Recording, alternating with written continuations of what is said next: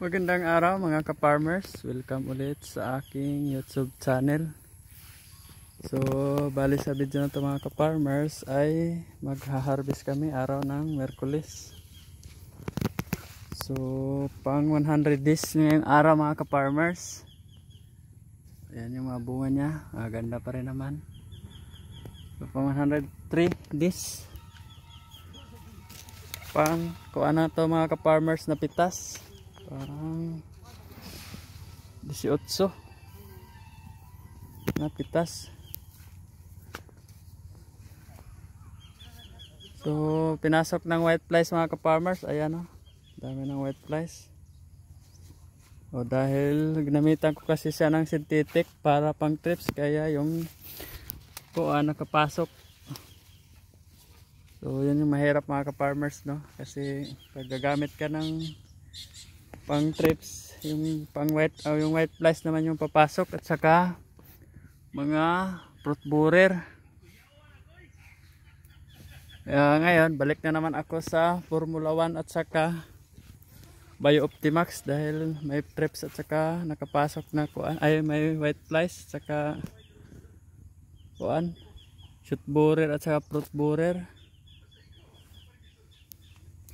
So ginamitan ko kasi siya ng synthetic para sa trips. So epektibo naman mga ka-farmers yung trikuan. Medyo gumanda naman yung dahon, pero bumalik lagi. Bumalik agad yung nakapasok agad yung mga white flies.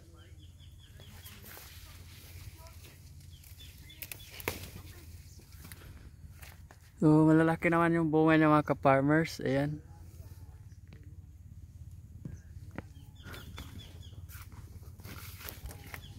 Mapapansin nyo, marami pa rin namang bunga,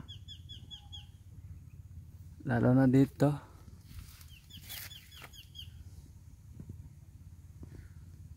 So sa mga nagtatanong, maraming nagtatanong pa rin kung anong ginagamit ko na abono.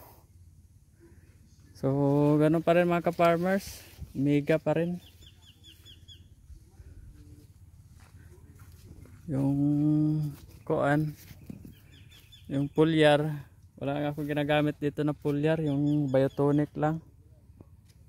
So sa insecticide lang ako naggumamit ng synthetic na dahil sa trips.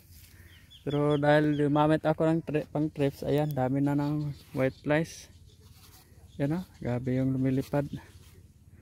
Nakapasok talaga yung white flies mga ka-farmers. Dahil tumigil ako sa Formula 1. Kasi synthetic yung ginamit ko. Pero ito naman yung resulta. Dumami yung white flies. So mag-spray tayo ng 3 beses siguro sa isang linggo nito. Kasi mukhang marami na yung white flies. Talaga maiwasan mga ka-farmers.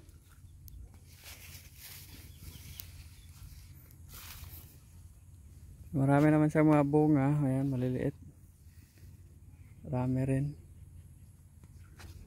So maganda lang talaga rin yung epekto sa pang trips, kasi mapapansin nyo, yan, magaganda na yung mga tangkay.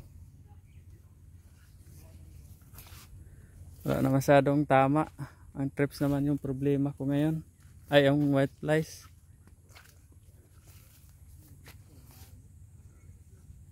So yun lang mga ka-farmers, na update ko lang pang 18 namin ngayon na harvest. Pang 103 na this. So kung bago ka pa lang sa aking channel, palambing, pa-subscribe, pa-like and share na rin. Pa-follow na rin na akin ng Facebook account, Kabilyo Rapi. Yun lang, maraming salamat. Nagkagbunga ron Domingo tin mas daghan Domingo o karon? Karon siguro. Karon ang daghan. So yun lang, and happy farming.